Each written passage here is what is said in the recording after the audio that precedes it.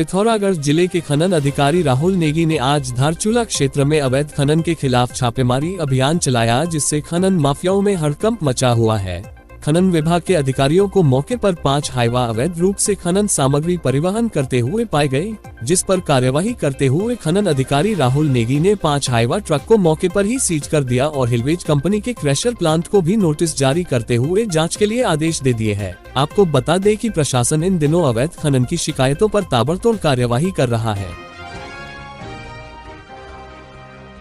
उत्तराखंड में पिछले 3 दिनों से लगातार बारिश का क्रम जारी है, जिससे हल्की ठंड का इजाफा होने लगा है। आज भी नैनीताल, चमोली, रुद्रप्रयाग, चंपावत समेत प्रदेश के कई जिलों में बारिश हो रही है।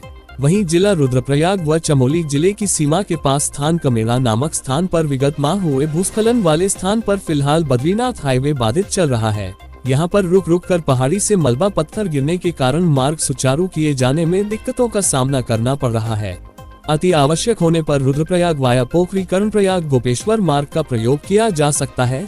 इसके अलावा बद्रीनाथ राष्ट्रीय राजमार्ग पर पागल नाला के पास लगातार मलबा आने के कारण सड़क मार्ग अवरुद्ध है। मौसम विज्ञान केंद्र के पूर्वानुमान के अनुसार आज प्रदेश भर में बारिश जारी रहेगी, जबकि 11 सितंबर को ऊधम सिंह नगर और हरिद्वार जिलों को छोड़कर बाकी जिलों में बारिश का अलर्ट जारी किया गया है। वहीं 12 सितंबर को चमोली, देहरादून, बागेश्वर, नैनीताल जिलों में भी बारिश का अलर्ट जारी किया गया है।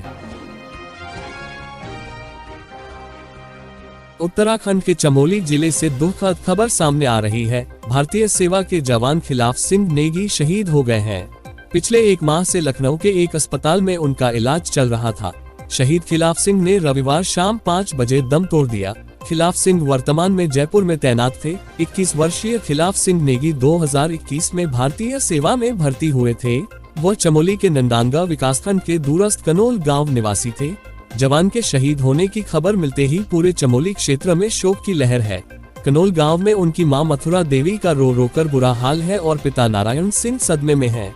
शहीद खिलाफ सिंह की अभी शादी नहीं हुई थी। उसके बड़े भाई कुंवर सिंह की गोपेश्वर में कपड़ों की दुकान है, जबकि बड़ी बहन की कुछ समय पहले ही शादी हुई थी। खिलाफ सिंह के शहीद होने की खबर मिलते ही नंदांगा में मातम पसर गया। कनोल गांव में भी सन्नाटा है। उनके पार्थिव शरीर को लखनऊ से घर लाया जा रहा है। मंगलवार को सितेल में पैतृक घाट पर शहीद का अंतिम संस्कार किया जाएगा। शहीद खिलाफ सिंह नेगी को चमोली पुलिस ने भावभीनी श्रद्धांजलि अर्पित की है। राजकीय महाविद्यालय चिन्यालीसौड़ में पीजी कक्षाएं शुरू करने सहित 3 सूत्रीय मांगों को लेकर अनशन पर बैठे छात्र संघ अध्यक्ष राजन महंत की तबीयत सोमवार को बिगड़ गई। छात्रों का आरोप है कि अब तक महाविद्यालय व तहसील प्रशासन ने उसकी सुध नहीं ली है।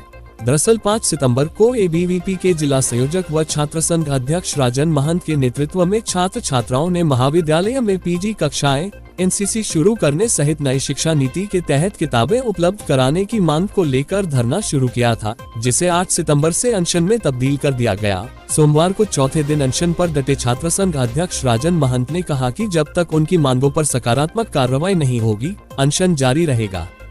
इस दौरान जतिन, अभिषेक, कैलाश बिष्ट, रोहित शाह, जितेंद्र चौहान, अंकित पंत, शिवानी पनवार, निकिता राणा, सुमन राणा, मिहिका, संध्या मौजूद रहे। तहसीलदार रमेश चौहान का कहना है कि चिकित्सक अनशन पर बैठे छात्र के स्वास्थ्य पर नजर बनाए हुए हैं। किसी तरह की कोई चिंता करने की बात नहीं है। अब उत्तराखंड में स्थित 117 मदरसों में भी संस्कृत शिक्षा दी जाएगी। ये जानकारी खुद उत्तराखंड वक्फ बोर्ड के अध्यक्ष शादाब शम्स ने दी। उन्होंने कहा कि मदरसों में एनसीईआरटी का पाठ्यक्रम लागू करने जा रहे हैं। इसमें अन्य विषयों के साथ संस्कृत शिक्षा भी शामिल है। उन्होंने कहा, उत्तराखंड देवभूमि है, अगर यहाँ संस्कृत नहीं पढ़ाई जाएगी तो कहाँ पढ़ाई जाएगी। अब मुस्लिम समाज के लोग भी बदलाव चाहते हैं। मदरसों के अपग्रेडेशन से वे भी खुश हैं। उन्होंने कहा कि एक मुस्लिम लड़की रजिया सुल्ताना ने संस्कृत में PhD की है। रजिया संस्कृत में कुरान का अनुवाद कर रही है। रजिया को वक्फ बोर्ड की राज्य स्तरीय शिक्षा समिति में बतौर सदस्य शामिल किया जाएगा। शम्स ने कहा कि बोर्ड में पंजीकृत मदरसों को मॉडर्न किया जा रहा है। इसमें बच्चों को स्मार्ट क्लास व आधुनिक शिक्षा के साथ साथ टैबलेट व कंप्यूटर भी मुहैया कराए जाएंगे। इसी क्रम में उत्तराखंड के 4 जिलों में 4 मदरसों को आधुनिक शिक्षा की शुरुआत की जा रही है। वक्फ बोर्ड में पंजीकृत मदरसा हिफजुल कुरान कुंजाग्रांत की कमेटी ने खुद को मॉडर्न मदरसा में शामिल करने का प्रस्ताव रखा, जिसे वक्फ बोर्ड ने मंजूरी दे दी है। इसी प्रकार वक्फ बोर्ड में पंजीकृत सभी मदरसों को चरणबद्ध तरीके से मॉडर्न मदरसा शिक्षा से जोड़ा जाएगा। इस दौरान मोहम्मद आरिफ, खालिद मंसूरी, पूजा रावत, उस्मान मुफ्ती, अहसान कारी, इरफान कारी, शहजाद दिलशाद, मौलवी रेहान कारी, अब्दुल खालिद आदि उपस्थित थे। देहरादून पुलिस ने एक युवती की हत्या का खुलासा करते हुए 24 घंटे के भीतर हत्यारे लेफ्टिनेंट कर्नल को गिरफ्तार कर लिया। पुलिस को उसके पास से हथौड़ा, एक कार और हत्या में प्रयुक्त अन्य सामग्री बरामद की है।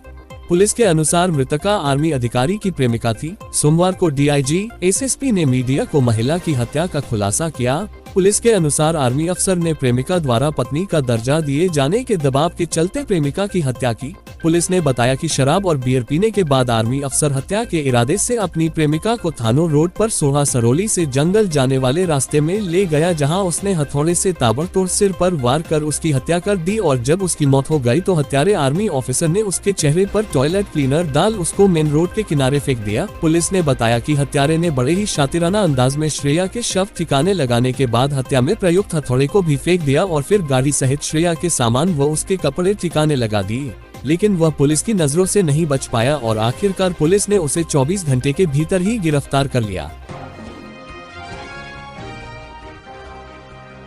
हल्द्वानी में एक युवक ने इंस्टाग्राम में पोस्ट डालने के बाद फंदा लगाकर आत्महत्या कर ली है।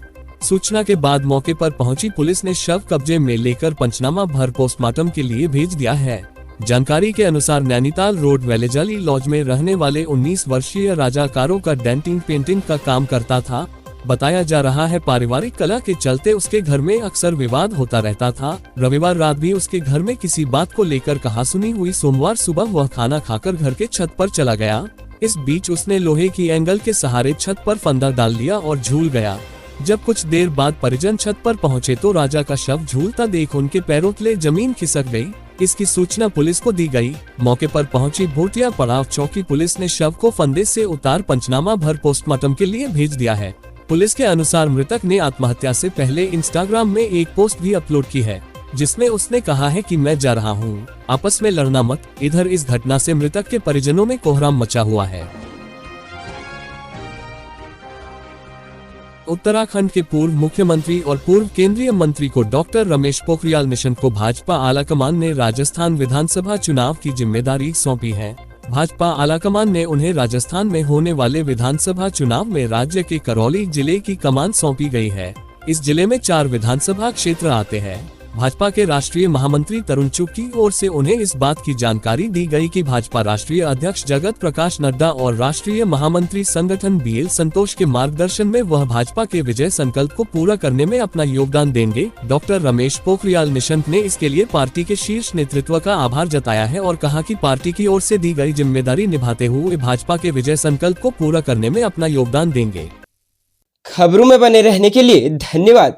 खबरों से प्रकाशित रहने के लिए कुमाऊनी कुटुंब को सब्सक्राइब करना न भूलें तथा खबरों को शेयर कर सहयोग प्रदान अवश्य करें।